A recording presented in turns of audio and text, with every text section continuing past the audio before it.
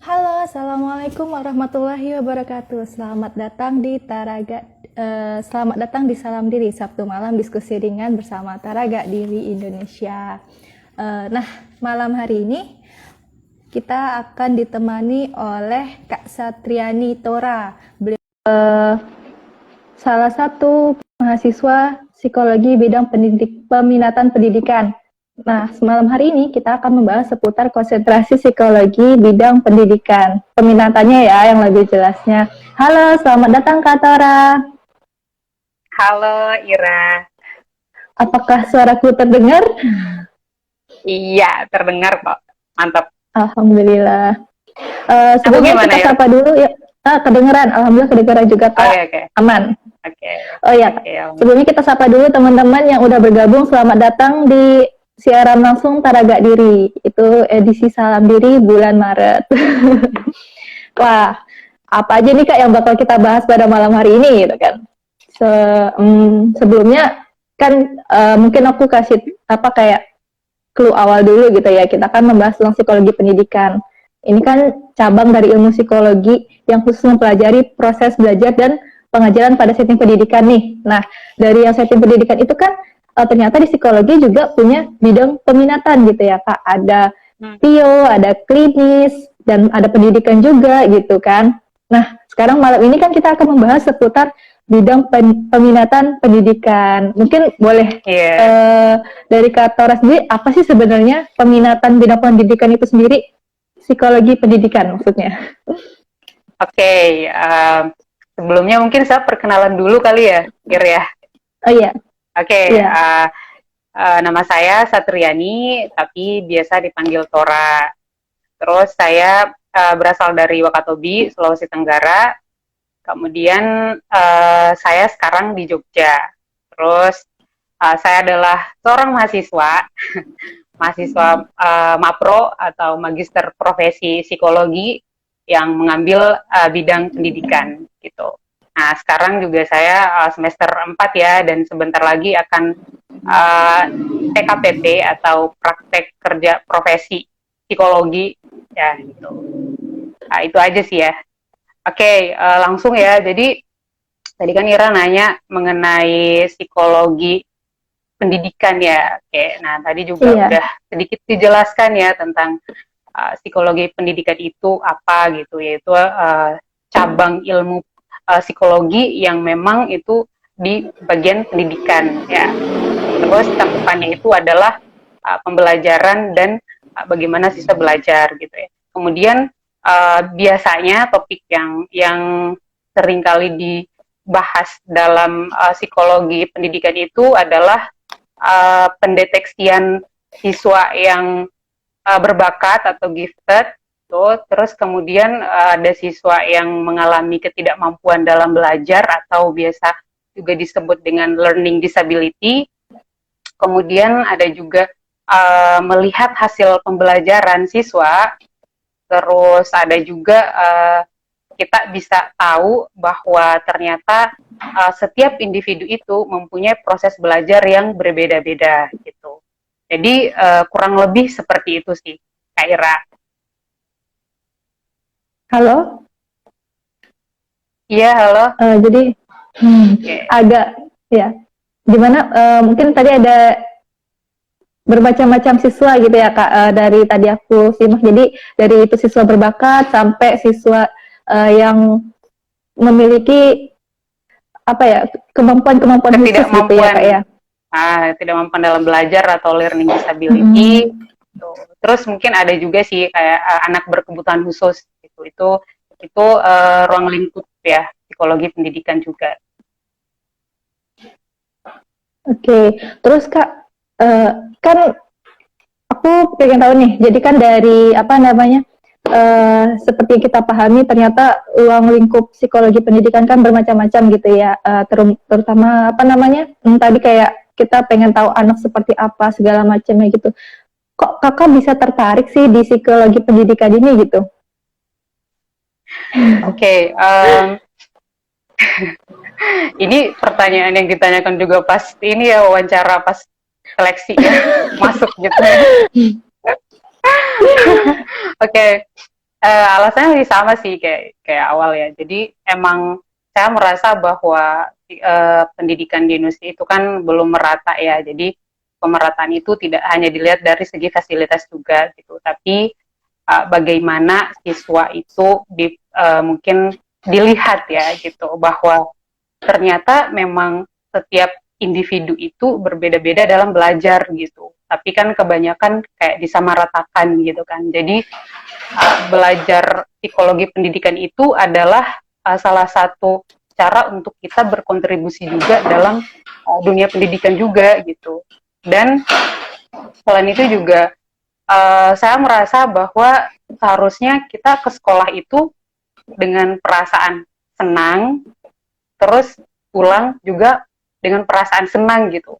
Meskipun ya kita tahu lah bahwa belajar itu melelahkan gitu ya, tapi melelahkan belajar itu adalah melelahkan yang nikmat gitu kan, karena kita memperoleh hal yang baru gitu, yang kita pergi ke sekolah awalnya tidak tahu apa-apa, kemudian kita pulang membawa apa gitu. Kurang lebih seperti itu sih Kak Ira. Jadi ini lebih kayak pemahaman juga kita. Tadi aku nangkepnya kan bagaimana kita nyaman di sekolah gitu ya Kak ya. Iya. Bagaimana belajar itu walaupun sebenarnya melelahkan tapi juga menyenangkan gitu. Sedangkan sebenarnya ternyata banyak yang tidak merasa menyenangkan di sekolah, itu juga bisa jadi PR gak sih Kak?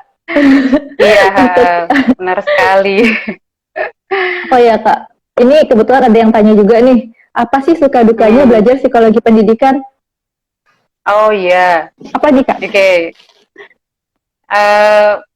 Karena ini sih ranahnya lebih luas kali ya. Jadi kita tidak hanya belajar tentang siswanya, tapi juga belajar tentang sistem pendidikannya. Nah, terus kemudian kita belajar juga tentang kompetensi guru yang dimiliki gitu kan. Karena memang itu tuh saling berkaitan kan dengan apa yang dialami siswa seperti itu gitu. Jadi emang tantangannya lebih gede aja sih. Kemudian juga kita harus belajar mengenai bukan hanya siswa yang sekolah di sekolah reguler gitu, tapi juga siswa yang mungkin sekolah di tempat-tempat yang khusus, yang ada tempat kayak mungkin ada anak berkebutuhan khususnya seperti itu. Itu tantangannya. Jadi kemudian ya boleh lanjutkan lagi. Ya, karena ini juga sih ya kayak penetapan ya, bahwa kayak pendeteksian lah, lebih ke pendeteksian gitu, bahwa anak ini ternyata mengalami ini gitu, itu agak apa ya, butuh effort ya, karena memang harus banyak-banyak baca literatur gitu. Itu sih Kak. Jadi sebenarnya cakupannya tuh luas ya Kak. Jadi nggak cuma sekedar anaknya. Tadi dari yang saya tangkap tadi ya, berarti nggak cuma sekedar kita belajar tentang anak itu kayak gimana, tapi juga bagaimana gurunya, bagaimana sistemnya, bagaimana kompetensi semuanya gitu ya Kak. Jadi cakupannya berarti termasuk luas ya, sehingga berarti kita kayak butuh effort. Iya, benar sekali Kak Ira. Itu semua. Iya, benar sekali Kak Ira. Dan ini kan maksudnya kita kan baru mahasiswa juga ya, jadi sejauh ini juga yang kita tahu itu gitu loh. Bahkan mungkin cakupannya akan lebih luas lagi ketika kita mungkin udah di dunia kerja gitu. Seperti itu. Nah gimana nih Kak, kalau misalnya kita udah di dunia kerja, kan kompetensi apa sih yang harus kita punya gitu loh, sehingga kita bisa gitu menerapkannya di dunia kerja nanti. Kayaknya kan soalnya nih kayak yang tadi kita bahas ternyata kan luas banget ya. Berarti yang harus dipelajari banyak juga dong gitu. Iya. Iya Kak. Oke. Baru beberapa hari yang lalu ya pembekalan PKTT ya Kak Ira ya. Dan itu saya banyak dapat pelajaran sih, terutama dari salah satu biro ya yang membawakan materi tentang tes psikodiagnostik itu, bahwa ternyata hal kompetensi dasar yang harus kita miliki adalah mengasah intuisi kita atau perasaan kita gitu. Karena itu sangat penting sih bagi kita untuk menentukan suatu diagnosa, kesimpulan kayak gitu. Itu sih yang paling mendasar. Kemudian mungkin kesabaran kali ya, karena kan yang namanya kita menggali sesuatu, data atau informasi itu memang harus banyak gitu ya, dan untuk apa ya, biar lebih valid aja gitu loh Kak. Jadi ya kita butuh kesabaran juga gitu. Itu sih Kak. Berarti kan ada intuisi, insting, kepekaan juga gitu ya, bagaimana kita sabar Benar gitu sekali. kan. Sama mungkin lebih kayak keteraturan kita juga ya Kak, manajemen waktu dengan berjibunnya gitu. Benar Berjibun sekali materi yang Kak. didapatkan gitu. Iya. Apa bahasa berjibun nih? Dengan banyaknya ya. Iya, benar sekali. Terus uh, selama ini Kak, kan Hmm. kita udah banyak nerima apa ya, maksudnya kayak kita tuh udah dapetin materi banyak banget nih dari perkuliahan juga, apa itu tentang psikologi pendidikan juga kayak gimana, terus gimana penerapannya, mungkin bisa kayak apa ya namanya, kayak pengalaman Kakak selama ini, maksudnya selama beberapa semester yang lalu menghadapi perkuliahan ini kayak gimana Kak? Hmm, Pertama saya mau menjelaskan bahwa Hmm. magister profesi psikologi itu adalah dua ya sekaligus gitu. Jadi kita belajar tentang kemagisteran dan keprofesian gitu, yang dimana kemagisteran itu kita dituntut untuk belajar tentang bagaimana untuk menjadi seorang ilmuwan psikologi gitu ya. Jadi kayak tentang penelitian gitu, metode-metode penelitian seperti itu. Kemudian untuk profesinya sendiri kita belajar tentang uh, bagaimana mendeteksi tuh, dimulai dari prosedur uh, assessmentnya seperti itu, kemudian diagnosanya, intervensinya dan lain-lain gitu. Jadi memang kita harus ekstra apa ya, resiliensi kita harus kuat sih ya. Jadi kayak uh, dalam satu waktu gitu loh, kita harus kuliah dengan dua hal sekaligus gitu kan. Ya seperti itu sih, cuman sejauh ini selama kita yakin kali ya, selama kita yakin dan kita jalani, ya insya Allah fine fine aja sih Kak. Nah, itu. Oke, mungkin dari situ kan kita juga ada perjalanan. Terus apa sih Kak? Mungkin ada tips coping coping dari Kakak sendiri untuk menghadapi masalah yang timbul ketika di tengah jalan ini nih dalam perkuliahan dari psikologi pendidikan sendiri. Oke, apa ya? Kalau tipsnya sih, kalau saya memang orangnya nggak terlalu banyak ekspektasi ya, jadi kayak apa yang saya hadapi hari ini, ya udah Mm-hmm. berarti itu yang saya harus selesaikan gitu. Kadang-kadang kan kita berpikir bahwa ini nanti hasilnya kayak gimana ya gitu. Sesuai nggak ya dengan harapan gitu. Apa yang saya lakukan hari ini bermanfaat nggak ya gitu. Kemudian banyak capeknya juga, apalagi namanya kita belajar ya gitu. Pasti menguras waktu, energi, uang juga gitu kan. Tapi balik lagi sih, uh, kan namanya belajar berarti kita sedang berinvestasi gitu ya Kak. Jadi ya Iya. keyakinan-keyakinan seperti itu sih yang perlu kita tanam gitu. Kemudian self talk positif, self talk itu harus kita jaga juga sih. Gitu sih Kak. Oke. Oh ya Kak, kan dari tadi kita bahas juga dari perjalanan awal tadi kita bahas seputar bagaimana kita perkuliahan itu, terus akhirnya ada coping masalah self talk positif juga gitu kan. Nah ini loh Kak, jadi kayak apa aja sih kan sebelumnya nih di Paraga Diri sendiri tuh kan ada berbagai bahas tentang berbagai pendekatan gitu Kak. Kalau di psikologi pendidikan ini kira-kira apa sih yang tren di apa pendekatan yang tren di psikologi pendidikan? Apakah ada khusus atau enggak gitu? Hmm, Pendekatan seperti perlakuan intervensi gitu ya Kak? Apa Ya, yang biasa kan ya? kita dalam menerapkan misalnya kalau kita ketemu klien atau subjek gini ya, itu kayak Hmm, gimana Kak? hmm. Sejauh ini ya yang saya dapatkan gitu ya dari pembelajaran selama perkuliahan, kemudian baca-baca literatur juga gitu ya. Jadi kalau untuk pendekatan sendiri sebenarnya balik lagi sih tergantung keluhannya gitu. Soalnya gini, misalnya kita mau beri perlakuan dengan pendekatan perilaku behavior gitu kan.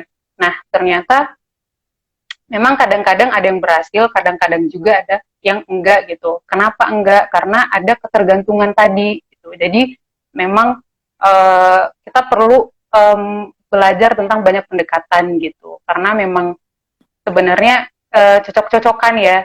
Kemudian soal pendekatan juga, misal pada anak SMA yang mengalami mungkin motivasi belajar rendah gitu. Nah itu tuh belum tentu sama dengan anak SMP yang mengalami hal yang sama gitu. Jadi memang kalau untuk pendekatan sendiri balik lagi kita perlu lihat nih apa yang dibutuhkan sama klien gitu.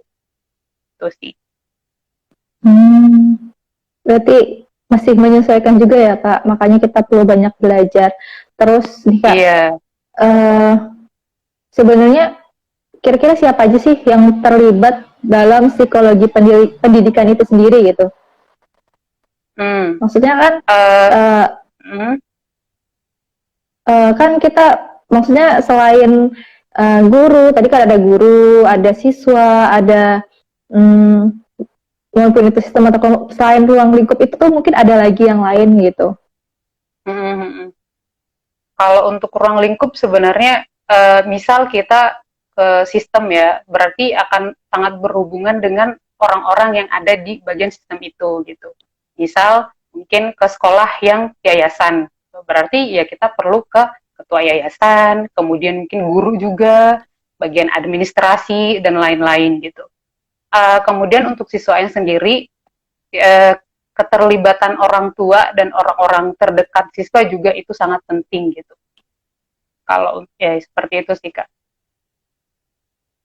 Mungkin ada tips dan trik nih membangun apa ya komunikasi yang efektif itu kalau misalnya kita ke orang tua. Kadang apalagi nih mahasiswa psikologi kan ya kayak wah ya.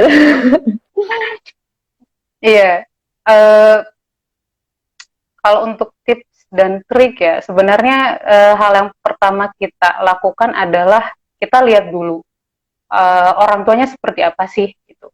Apakah enak untuk diajak berkomunikasi atau mungkin ada kepribadian tertentu yang akan menjadi tantangan kita gitu. Jadi tergantung dan pendekatannya juga kita lebih meyakinkan mereka bahwa kita di sini akan membantu gitu, membantu mereka. Kemudian misal anak mempunyai apa ya, uh, pokoknya mungkin mengalami diagnosa tertentu ya dalam pembelajaran gitu ya. Nah seperti itu. Jadi kita jelaskan pelan-pelan juga gitu. Dan kita harus tahu lah apa yang dibutuhkan orang tua juga gitu. Jadi kepercayaan sih, lebih ke kepercayaan mereka terhadap kita aja. Komunikasi ya, komunikasi penting banget sih Kak. Oke Kak, nih sebelum kita melanjutkan lagi, mungkin ini kita menyapa teman-teman dari teman-teman Taraga Diri dan teman-teman Kak Tora gitu. Mungkin kalau misalnya ada yang Iya. ingin ditanyakan, bisa langsung di kolom chat atau bisa klik balon tanda tanya di pojok kanan bawah. Kayak gitu ya, bisa Iya. langsung tanyakan seputar psikologi pendidikan. Atau misalnya ada yang ingin bergabung di profesi pendidikan, boleh banget tanya sekitar itu ya. Atau teman-teman yang belum paham juga boleh banget tanya gitu. Oh ya Kak, tadi kita udah Mm-mm. bahas banyak nih. Uh, apa ya namanya?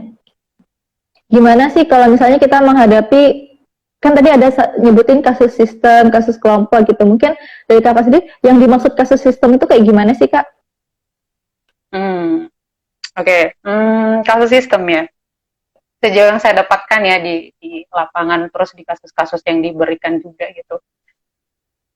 kasus Iya.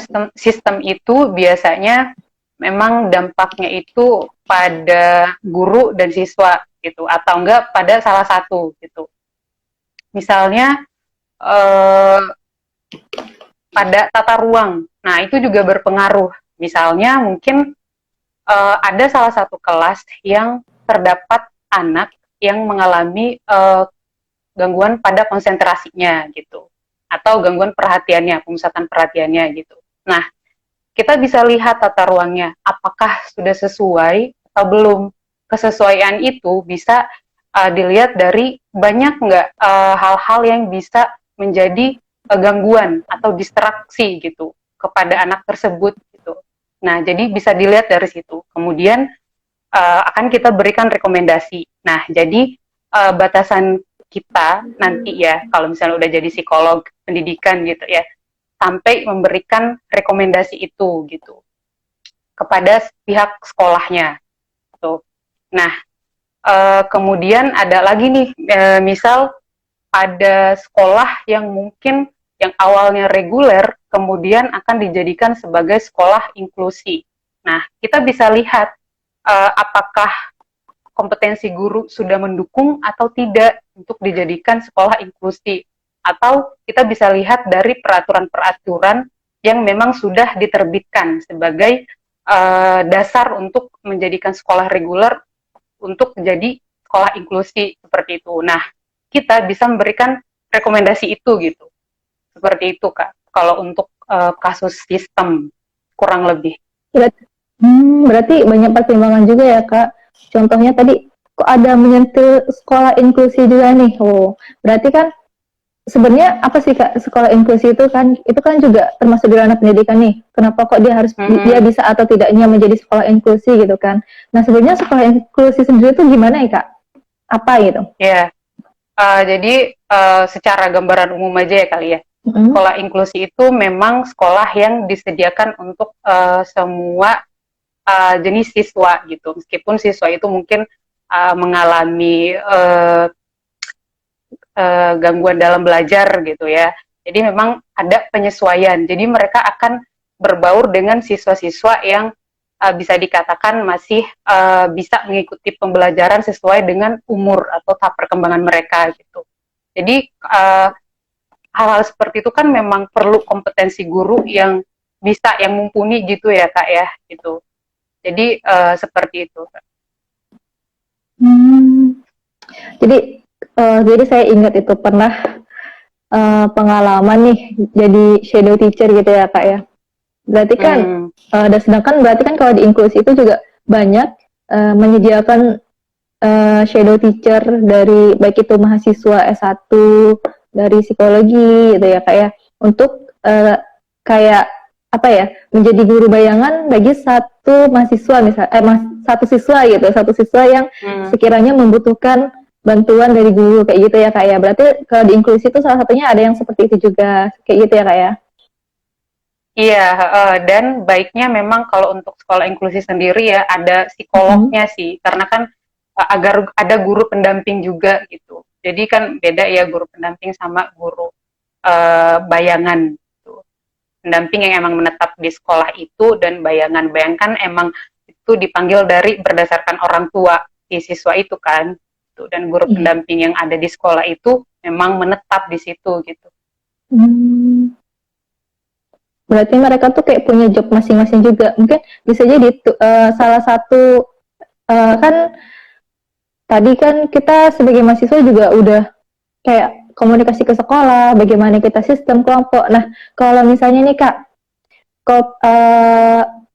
ranah kerja nih dari mahasiswa magister profesi psikologi sendiri tuh nantinya jadi apa gitu Kak? Itu kan juga jadi pertanyaan umum ya yang mungkin dipertanyakan. Apakah harus di psikolog jadi di sekolah terus atau kayak gimana gitu? Iya. Sejauh yang saya dapatkan ya, sebenarnya untuk prospek sendiri itu luas sih Kak. Jadi karena kita mengantongi ilmu kemagisteran juga gitu ya. Jadi kita selain bisa menjadi seorang profesional psikolog, juga bisa mungkin kalau misalnya ingin mengajar ya, kita bisa nih jadi dosen juga gitu. Kemudian eh, yang tertarik di bagian kayak ingin berkontribusi dalam kurikulum atau sistem belajar secara menyeluruh, itu bisa kerja di bagian ikut di Kementerian Pendidikan dan Kebudayaan juga. Soalnya ada juga di situ psikolog pendidikannya gitu. Kemudian membuat sekolah juga bisa ya, karena kita juga dikantongi ilmu yang gimana sih caranya untuk merancang kurikulum gitu, seperti itu, sistem juga gitu. Nah, jadi bisa buka biro juga tentunya ya, biro yang emang itu untuk khusus pendidikan ya, bisa juga gitu. Jadi terapis juga bisa. Jadi menyesuaikan sih ya Kak ya, karena kan apalagi zaman sekarang selama kita selalu upgrade diri ya dengan yang baru gitu ya, bisa. Oke, jadi macam-macam ya ternyata, nggak hanya menjadi psikolog di sekolah aja gitu, tapi ternyata ruang lingkupnya sendiri itu luas gitu ya Kak ya. Tadi kita juga udah bahas beberapa kayak uh, effortnya di pendidikan itu kayak gimana gitu kan. Terus ini Kak, tadi aku mau, kita balik lagi boleh ya?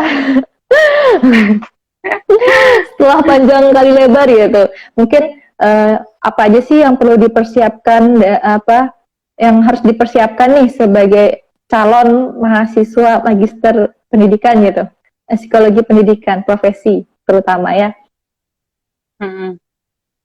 Hal yang perlu dipersiapkan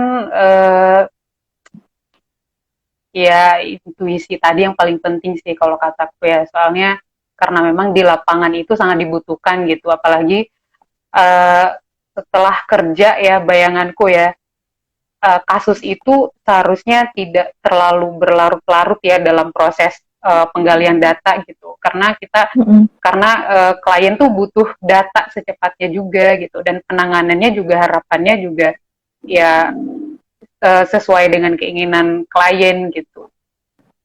Ya seperti itu sih Kak. Berarti kayak, sama sedikit nambahin berarti ya Kak, kan selain kita aktif memahami klien juga, berarti kan kita juga punya strategi nih, strategi untuk supaya lancar lancar di lapangan. Mungkin bisa juga misalnya kita dalam menyusun laporan gitu, kita udah nyiapin timeline-nya, apa namanya kalau misalnya itu sebelum itu susun Timeline.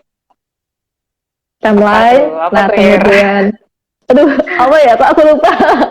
Kita harus bikin itu juga, mungkin kayak rancangan langsung gitu ya, kayak kasusnya gitu kan harus ada laporannya. Nah, bentuk laporan juga udah disediain gitu. Jadi banyak persiapan matang dan jaga kesehatan. Itu kayaknya paling utama gitu ya. Oke. Iya. Iya itu. Oke, terus apa lagi nih Kak? Kak Yela mungkin mau berbagi. Kan kita apa sama-sama di psikologi pendidikan di psikologi pendidikan nih. Sama mungkin lebih kayak kerja sama tim juga ya, sama teman-teman gitu kan. Iya benar banget. Itu penting juga, dan saling berbagi informasi. Terutama ikut banyak pelatihan, webinar, itu kayaknya penting banget buat nambah skill dan kemampuan kita. Sama mengulang-ulang materi ya Kak ya. Ini yang paling susah kadang. Sama ini sih penguasaan alat tes. Itu yang masih agak susah ya. Agak menantang sih penguasaan alat tes itu, karena kan memang misal tes intelijensi ini kan ada berbagai macam tes yang untuk mengukur intelijensi gitu, tapi tergantung kebutuhan gitu kan. Kadang misal kita butuh mungkin usia mental, nah kita pakai apa untuk usia itu gitu, kayak gitu. Jadi kayak emang alat tes tuh penting juga penguasaannya gitu. Oke, berarti penguasaan juga ya.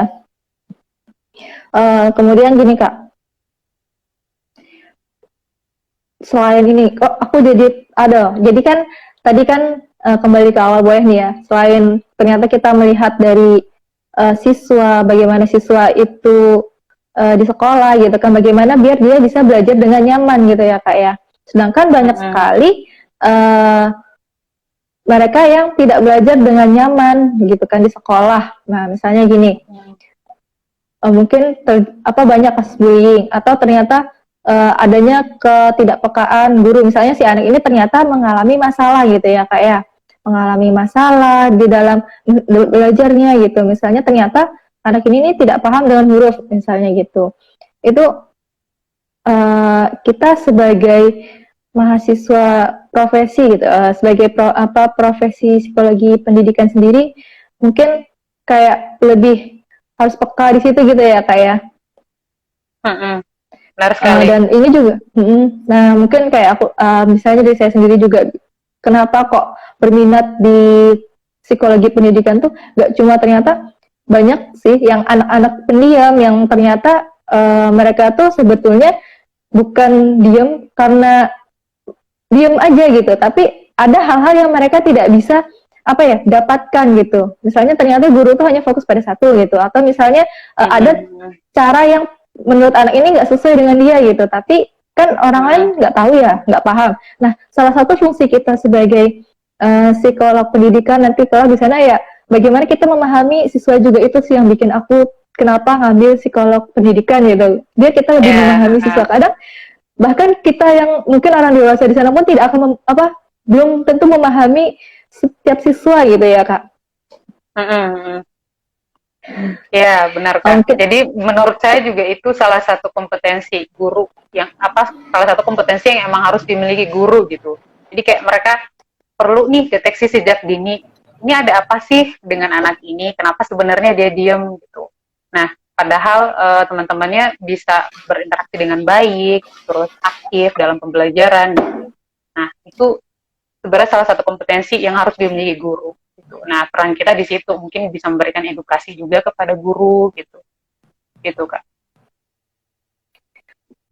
Terus sama juga pembelajaran yang efektif tuh gimana gitu ya Kak ya, menambahkan lagi nih ternyata selama ini banyak yang masih monoton gitu dalam mengajar, sedangkan setiap anak itu kan adalah pembelajar aktif dengan caranya masing-masing gitu kan. Jadi ingat punya ada kayak bapak psikologi nih, dalam, jadi ada salah satu tokoh psikologi nih, psikologi pendidikan, yaitu mengatakan kalau anak adalah pembelajar yang aktif gitu. Terus juga bagaimana sih metode ampuh mengajar anak kayak gitu, ada cara-caranya sendiri. Nah, salah satu tugas kita tuh ya di situ ya kayak, jadi gimana sih supaya anak ini bisa belajar sesuai dengan kemampuan dia dan pemahaman dia gitu. Jadi kayak memudahkan anak untuk belajar itu seperti apa gitu, dan bagaimana guru dalam belajar juga mengajar tuh seperti apa gitu ya Kak ya.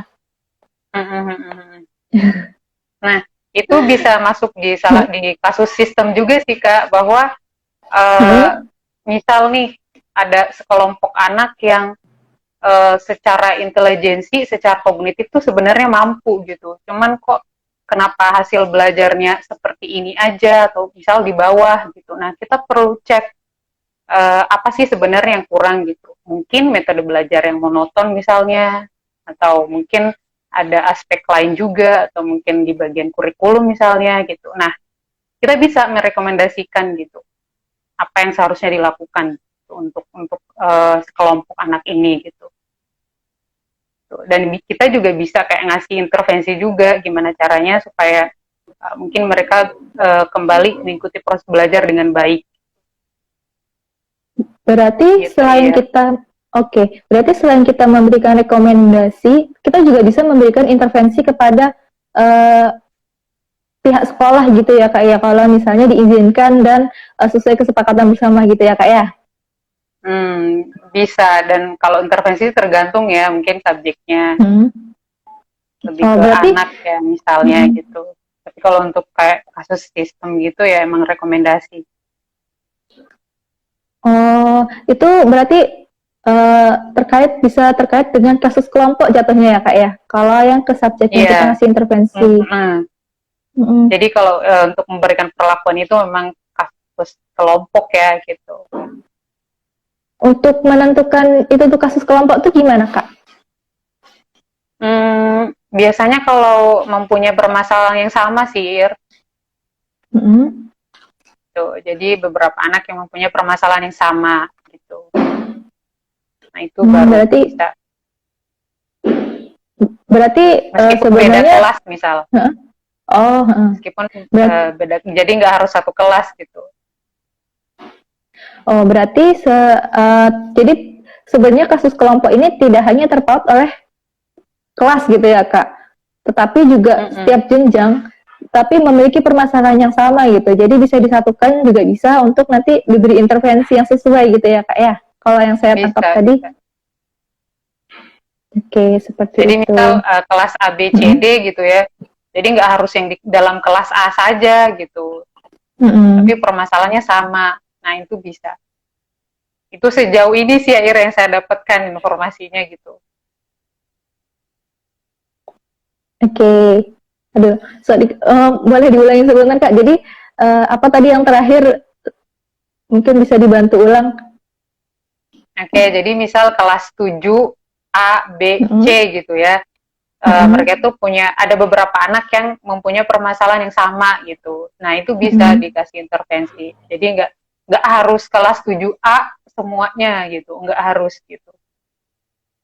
Tapi ya, lebih kepada individu. Beda kelas gitu. Nah, ya, jadi kayak beberapa individu gitu ya, mempunyai permasalahan yang sama di dalam kelas A, B, C ini digabungkan gitu. Kemudian kita kasih intervensi. Itu bisa.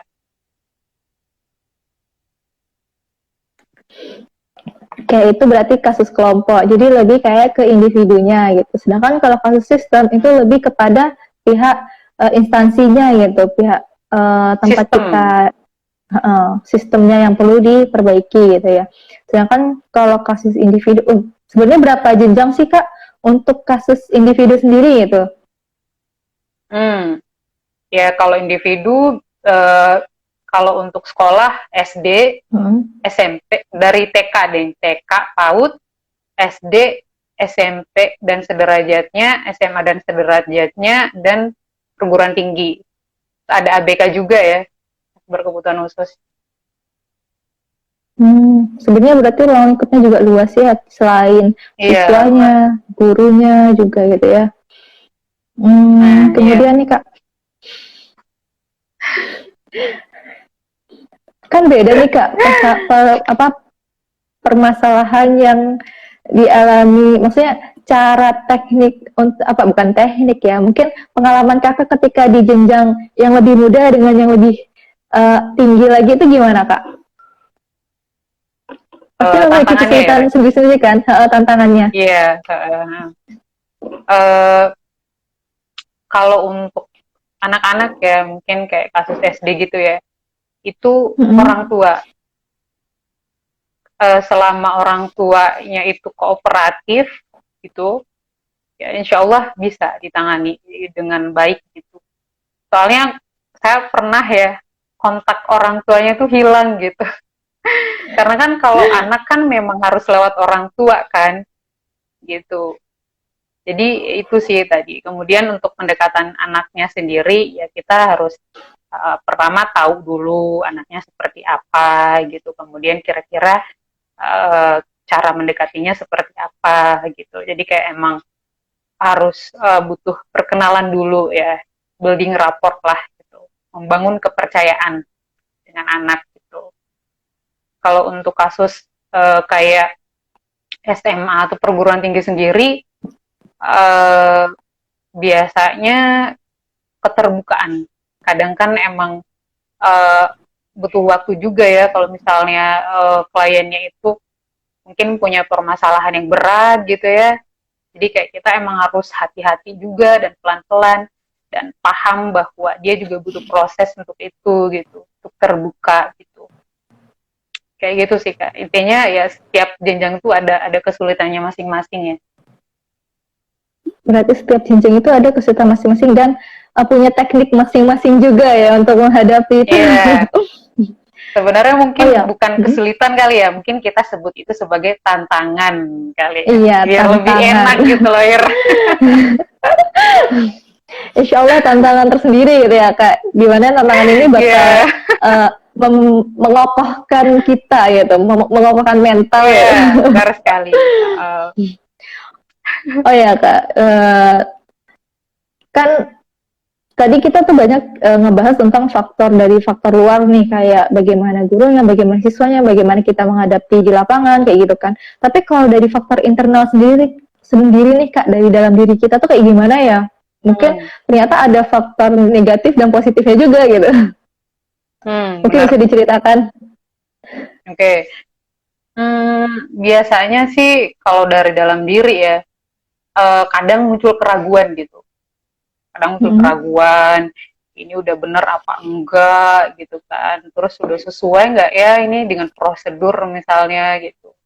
Kemudian mungkin kadang-kadang kebertahanan kita ya kali ya. Kita ya misal kita udah terbiasa dengan zona yang nyaman mungkin ya. Kemudian kita diperhadapkan dengan hal yang itu tuh harus kita kerjakan banyak hal dan kita harus kita kerjakan dalam satu waktu itu kan kayak menantang sekali gitu ya. Jadi kayak lebih ya kita hadapi, jalani gitu. Ya, seperti itu. Ya, jadi kayak emang harus paham lah, paham dengan diri kayak stresor kita itu apa, kemudian copingnya apa gitu. Tuh. Berarti lebih kayak bagaimana kita memanage diri ya Kak ya, bagaimana kita Benar sekali. copingnya seperti apa gitu. Terus nih Kak, misal nih ternyata eh, dengan coping yang segitu banyak nih, misalnya dengan coping kita dari faktor internalnya udah bagus itu, kemudian faktor eksternalnya juga kooperatif gitu kan, berarti kan itu bisa memberikan kelancaran lah ya, setidaknya dalam studi, dalam apa namanya, Insya Allah. insya Iya, Allah. ya.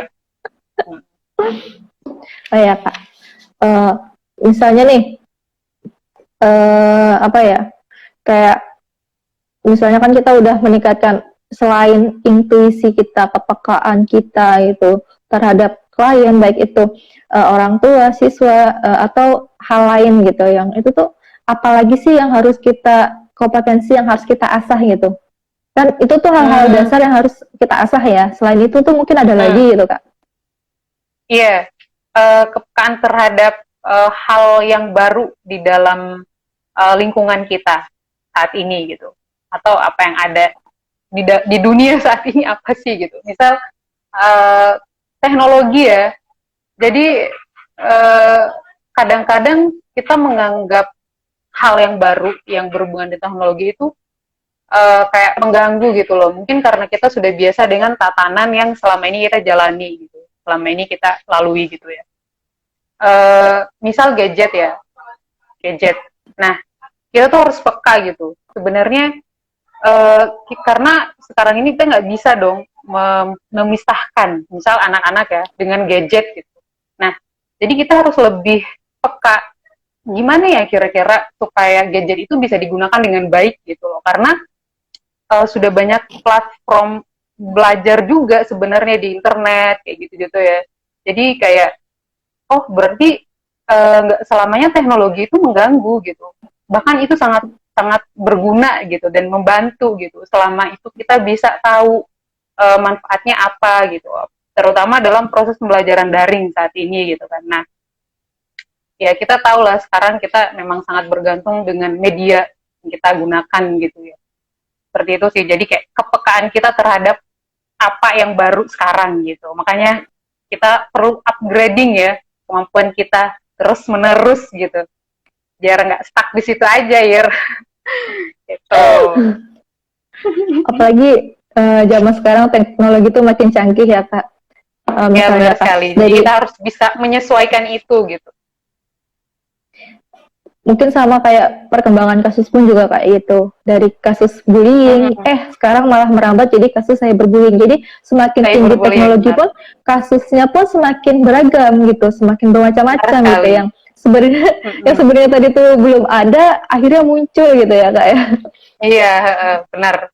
Nah, makanya kita emang harus terbuka juga dan peka terhadap apa yang ada sekarang gitu. Gitu sih ya. Menarik ya, maksudnya luas juga gitu lingkupnya gitu. Nggak ada apa Iya. ya, maksudnya nggak ada berhenti berhentinya gitu ya kak untuk kita Mm-mm. mengembangkan kompetensi, mengembangkan ilmu yang kita miliki gitu, yang harusnya yang belum kita punya harus kita selalu upgrade gitu ya kak ya, supaya Iya, kita bisa bekerja secara maksimal gitu di bidang ini juga gitu ya. benar Kak Ira. Oke kak, terus eh, apa ya? Mungkin kayak eh semisalnya nih kak, kan kalau kita tadi kan, apalagi nih sekarang lagi kondisi pandemi kayak gini nih, mungkin apa ya namanya, cakupan kita juga dalam belajar tuh luas kan ya, dan effort kita Mm-mm. pun luas gitu. Mungkin dari kakak sendiri selama pandemi ini mungkin ada pengalaman terkait belajar di bidang ini gitu kak. Hmm, iya sih. Mengenai ini sih, meskipun saya belum secara langsung mempraktekannya ya, tapi kayak proses eh, penggalian data dengan menggunakan wawancara dan observasi secara online mungkin ya. Nah itu hal yang baru dan memang saya pikir ya seharusnya kita sudah mempelajari ini gitu loh. Karena kan kita terbiasa dengan hal-hal yang di luar jaringan gitu ya. Kita lakukan secara manual dan secara langsung gitu. Dan ini hal yang baru dan memang harus kita pelajari juga gitu. Terutama ya kita nggak tahu nih kedepannya kayak gimana, teknologi akan seperti apa gitu. Karena kita Hmm. sejauh ini yang kita lihat dari zaman ke zaman kok teknologi semakin canggih gitu kan. Jadi kayak memang kita harus terus mengikuti arusnya gitu. Itu sih. Jadi lebih ke online. Online-nya seperti apa sih gitu. Tuh. Ternyata ada loh caranya secara online gitu. Selalu ada cara ya kak ya di balik kesulitan gitu. Iya, Seperti misalnya benar harusnya kita sekali. bisa ketemu, ya harusnya kita bisa ketemu offline gitu, ketemu langsung. Karena ada ini kita nggak bisa, akhirnya kita memanfaatkan online dengan maksimal gitu ya kak ya. Iya, karena manusia kan kalau kalau kepepet gitu ya, pasti bakal kreatif gitu loh. Iya kan? Iya, Jadi ya kreatif online pun bisa kreativitasnya gitu. Apa meningkat. sih yang nggak bisa gitu? Kayak gitu. Tingkat kreativitas menjadi lebih tinggi ya kak ya. Ya benar sekali. Ya gitu ya. Udah, ini kak, selama pandemi hal kreatif apa yang sudah kakak lakukan? Wah ini pertanyaannya. Hal kreatif apa ya? Ini sih kalau saya sih kayaknya lebih ke eh, memahami anak-anak yang kayak lebih seneng game gitu loh. Ternyata ya itu adalah salah satu bagian dari kesenangan mereka gitu loh. Jadi kayak saya kembali berpikir bahwa uh, nggak semua hal yang menyangkut senang-senang itu hal yang buruk gitu. Misal selama ini kan kita pikir kamu game mulu deh. Misal lihat anak-anak yang main gadget, ngapain sih game mulu gitu. Tapi selama kita bisa mengontrol mereka misalnya, kita kamu nggak apa-apa game tapi belajar juga gitu. Itu nggak apa-apa. Jadi kayak mungkin itu sih, nggak tahu ya itu kreatif apa enggak ya. Cuman kayak proses berpikirnya aja gitu kayak oh berarti kita harus set set waktu mereka gitu loh. Kayak kamu belajar dengan hal yang lain juga dong, jangan cuma itu gitu. Itu sih. Nggak tahu itu Oke, kreatif apa enggak. bisa Lebih ke ini kak, proses itu berpikir aja sih, Ir. proses berpikir. Iya, itu Iya, bisa itu. Berarti kita kayak mengupgrade juga dengan pikiran kita gitu kan. Oh iya, ternyata dengan hanya melihat anak bermain gadget, itu tuh bisa dikaitkan dengan banyak hal gitu. Kita bisa menemukan hal baru dari situ. Berarti kan ini juga termasuk kepekaan berpikir tadi nggak sih? Kalau misalnya itu sebagai iya, contohnya gitu. iya. Kreatif kan kita bisa menemukan solusi pemecahan masalah gitu. Itu proses berpikir Pemecahan kreatif masalah. tuh. Hmm, Oke, ini kak, mungkin aku ya, bisa itu ya, maksudnya yang sedikit merangkum dari awal tadi. Jadi ternyata kenapa bisa apa ya tertarik di psikologi pendidikan itu karena cakupan pendidik psikologi sendiri itu kan luas banget ya.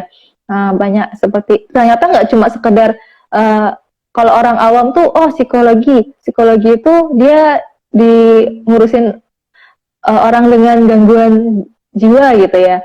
Ternyata nggak cuma itu gitu. Ternyata padahal kalau misalnya kita telaah lagi, ternyata di sekolah juga butuh, di tempat kerja juga butuh gitu kan. Bahkan mungkin itu tuh kayak ilmu dasar yang perlu kita pahami juga untuk bagaimana kita bersosialisasi dengan orang lain gitu ya. Memahami orang lain itu penting gitu ya. Sebenarnya nggak hanya harus di bidang psikologi ya kak ya. Berarti sebenarnya semua orang tuh harus bisa memahami diri sendiri dan memahami orang lain gitu ya.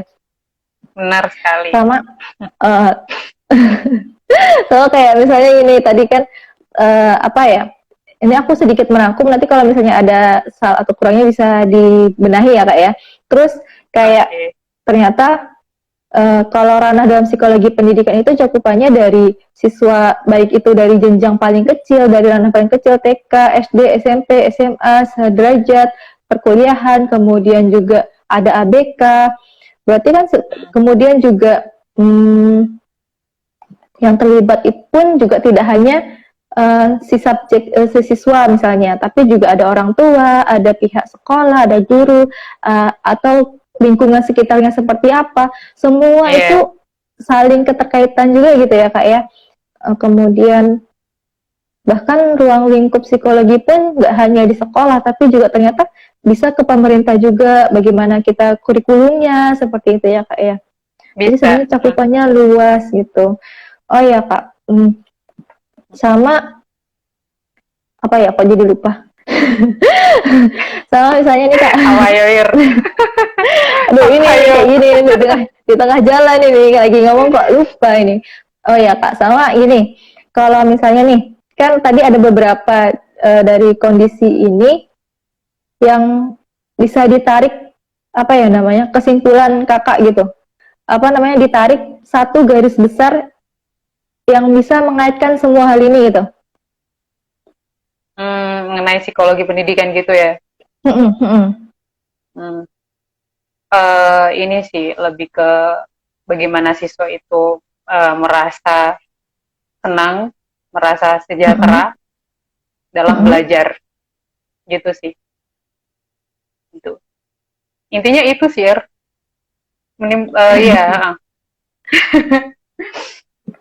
Oh iya.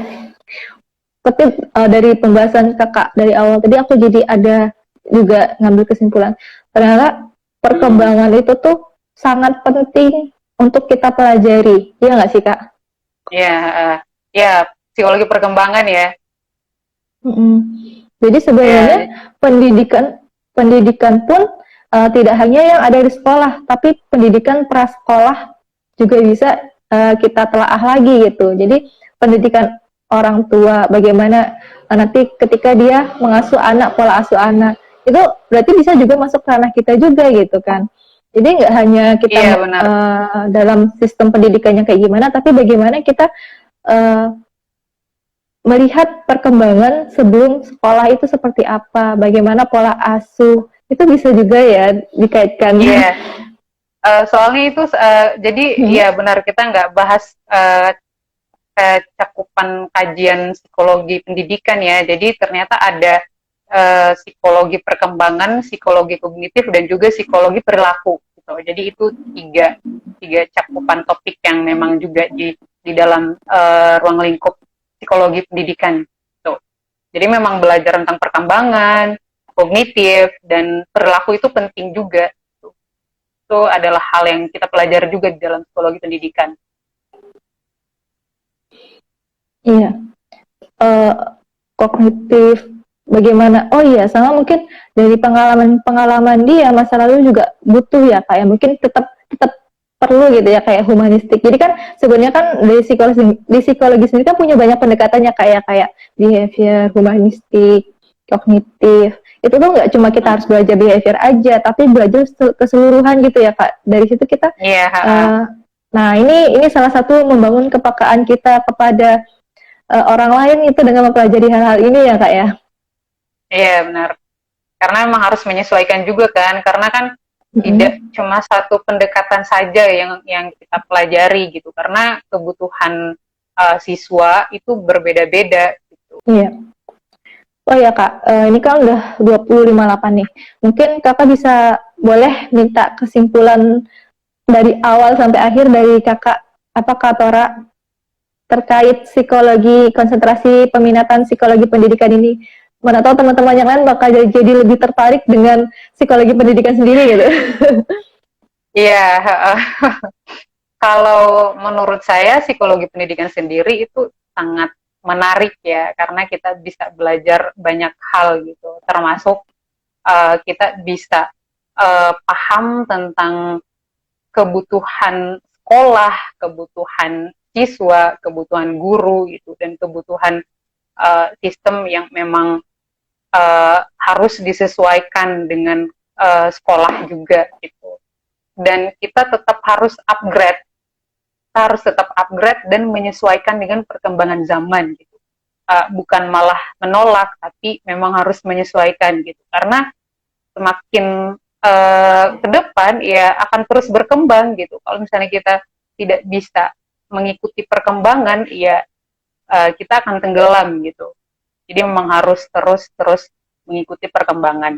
Sekarang belajar online yang awalnya kita pikir itu tidak perlu dilakukan mungkin ya. Nah, hari ini malah menjadi hal yang lumrah gitu, dan udah menjadi kebiasaan gitu. Yang meskipun bagian dari kita juga sangat merindukan sekolah offline ya, cuman ya kita harus tetap menerima keadaan gitu.